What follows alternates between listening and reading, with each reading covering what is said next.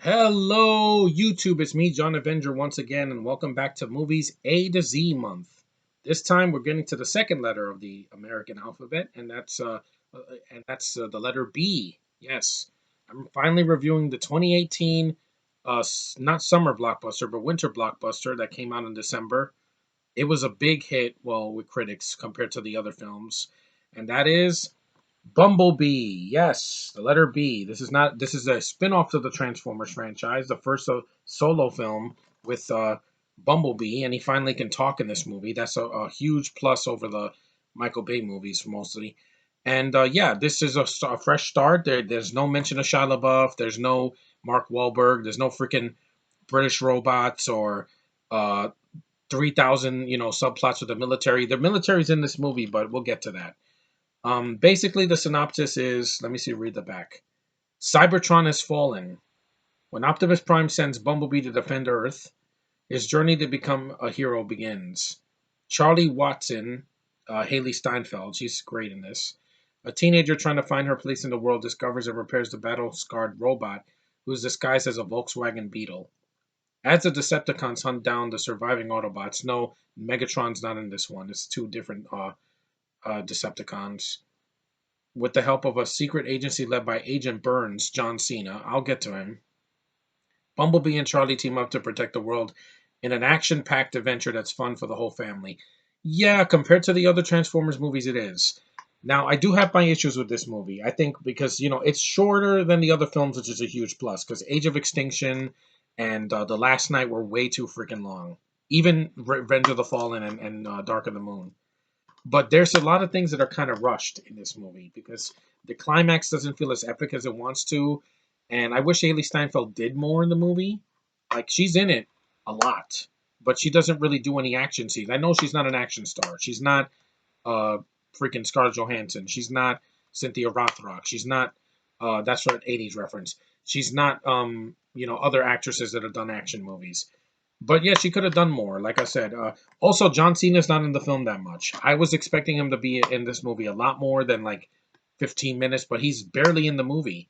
I was like, you put him on the front cover, and him as the villain doesn't work for me because I'm like, I love John Cena as a wrestler, and he's always been a face since 2003. So having him be a villain here is different, but he's just he's just an asshole, a military guy. It's not really much of a villain. He's not as threatening as some other people in the franchise. And I wanted more of him because I like him as an actor. I want to see. And the bait and switch he does at the end is kind of like, yeah, I don't buy it. But there is a lot of good in this movie. The voice of Bumblebee when he talks in the beginning is awesome. Haley Steinfeld is adorable as the lead. She's way better than Megan Fox and Rosie Huntington Whiteley and Nicola Peltz and whoever the hell was in part five. And yeah, and she's very likable. She's very young. Uh, she's a good lead. She's probably the best we've seen in a while since Shia. Jorge Lendeborg, he's not in the film that much. You could have cut him out. You just put him in the movie to be the love interest to Haley Steinfeld, and I'm like, he just was there. He wasn't really. He had no chemistry with her. They don't even kiss because they're like barely know each other. I mean, the Shia LaBeouf had more chemistry with freaking Megan Fox in the first movie, and that's sad because she had more screen time. John Ortiz is there. I don't really care about him as an actor. Jason Drucker, Pamela Adlon, she's the mom, Haley's mom in the film that takes care of her and says like, you'll get a car in due time. Dylan O'Brien is the voice of Bumblebee. Angela Bassett does a good voice. Justin Theroux and Peter Cullen. The big one of the biggest pluses in this movie is the freaking opening. This opening is the best in the freaking franchise. This opening with Optimus looking like in the cartoons. You see Cybertron. You see freaking tons of gorgeous effects. The action is freaking fluid. There's no shaky cam. It's not. They don't look like trash hitting each other. It's wonderful. It was a freaking. That was fan service to the fans. That was freaking awesome. I wanted to see the whole movie in Cybertron, but they always got to go to Earth because humans have to be in all these freaking movies. But it's a good movie. It has a great sense of humor. I love the soundtrack. Bring me a higher love. I love that song. They have a nod to, the song from the '80s cartoon movie. What was it? You Got the Touch. I like that. And the rest of the soundtrack was pretty cool too. The critics also love this movie. It says it's the best of the series. It is. It's not too long. But what I don't like is that I wish there was more of Optimus and the rest of the Autobots. It's Bumblebee's story, but there's a post-credit scene where they show Optimus and he's like, "Oh, good job, Bumblebee." And I love Peter Cullen's voice, a badass Canadian voice actor. And but I want to see more of that. This movie was basically a taste of what more I want to see in the sequel. The praising the direction, yes, the direction. The director of Travis Knight did a good job with the directing. The cast mostly, he has a vision. He's not just throwing a bunch of crap at the screen to see what sticks. The action's well done. It's very fast paced. When you get to the second half of the movie, the first half after they leave Cybertron, it gets a little slow, and then it picks up in the second half. The visual effects are great. I loved seeing the Autobots actually look like in the cartoon, and they have color and distinct personalities, even if they don't talk. The 80s setting, yeah, I was born in the 80s, so I know what it's like. And the nostalgia was done better than in freaking Rise of Skywalker and all these other movies because it's not shoved down your face, especially if you haven't seen the cartoon. I did, and I saw the animated movie and I played with the toys.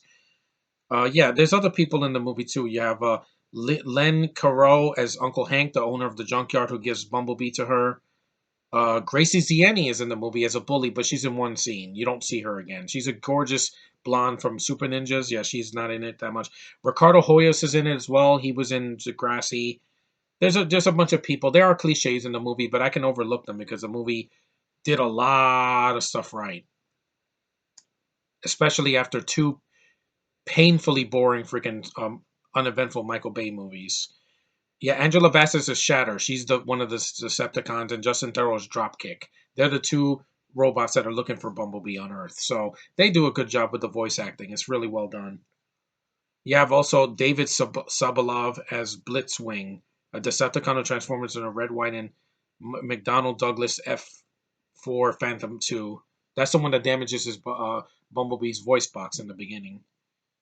RC, Steve Bloom as Wheeljack. Yeah, they're not in the movie that much. But like I said, this is a really good movie that I want to see more of.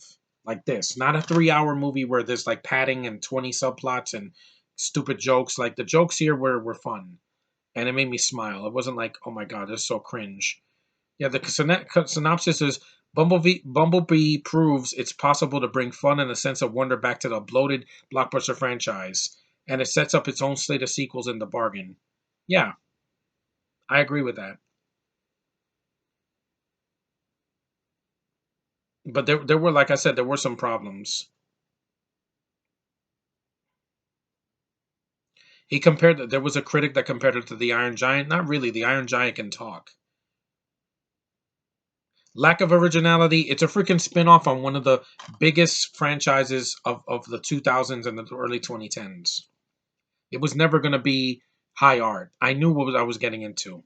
A fun action sci-fi spectacle with a really good lead girl, beautiful effects, a good flowing story. It's not like it stops for an hour to do nothing. And this also got a Razzie Redeemer for the biggest surprise of the year. This was a surprise, just like Shazam was last year. So was Aquaman the same year this came out. That's the only reason this movie underperformed compared to the other movies that made billions of dollars. Hell, freaking Dark of the Moon and Age of Extinction made $1 billion worldwide. That's how much people overseas didn't care. But with this, people cared, and this only made 468 million. A lot of money, but that's not the billion. That's why they considered it kind of a lower stash. It's the lowest grossing of the franchise so far worldwide. That's sad because it's a good movie. It deserved better. At least it didn't flop. Kubo and the Two Strings flopped hard and was never mentioned again. This at least has a second chance. I hope the sequel comes out in a couple years. Do it right. Bring Optimus more. Don't underuse him like you did in the last two films. You could bring back Haley Steinfeld. If she doesn't want to come back, you can do it with a new story, a new kid, and do it better. Like don't beat around the bush. We want to see robots fighting robots. That's what the cartoon was about. There were barely any humans in the cartoon. They were just there in the background, which is what they say. This is why this is not called Transformers. It's called Bumblebee. I know I sound like I'm disappointed. No, I like the film. It's better than the last two. I wasn't bored out of my mind. I wasn't like cringing at the freaking British accents. No one has a British accent in this movie, which is how I like it. and it doesn't overstay its welcome. It's fun, it's colorful. Unlike Solo, the same year that came out of Solo, in that movie you can't see anything. There's no color. It's dark. It's badly shot. The action sequences have no grit to them. It's just there for the sake of being there. Here, it's well done. The action's badass, especially at the end. Bumblebee kicking ass and taking names, and it works as a spin-off. That's not a bloated mess like the Age of Extinction and Last Night was. It's better than those. I can easily say that. It was worth buying. It's worth a watch. And if you haven't seen this, if you're hesitant because Bay did those horrible sequels, this is way better. It actually has a plot. It's got a flowing story, good location, really good effects, a good score, good soundtrack, a good lead, good movie. So, despite my gripes with it, it's still a good film that I would love to keep in my collection and see the special features. And it works. Like as a Transformers spin-off, it works. It's kind of like what Logan did for those two bad Wolverine movies. Well, the X-Men Origins Wolverine and the Wolverine wasn't bad, but it could have been better. I will review that sometime because I'm going to review it probably in June for Director's Appreciation Month. That's what I'm going to do next month. But this is about Bumblebee. It's a good movie. If you haven't seen it, watch it. It's worth your time. It's only an hour and 53 minutes, that's like 90 minutes compared to the last four movies that came out that were like 2.5 hours. And I'm like, why? You're just going to have a lot of talking. I don't want to see that. I want to see good action and things that interest me. A beautiful girl that doesn't have to be a freaking SJW or pretentious or freaking foreign to be, interesting. So that's my review of Bumblebee. Good film. I'm glad I got to see it, and I love having it in my collection. So thanks for watching, guys. Take care. Give your thoughts on Bumblebee in the comment section, and I'll do another review tomorrow. So see you guys then.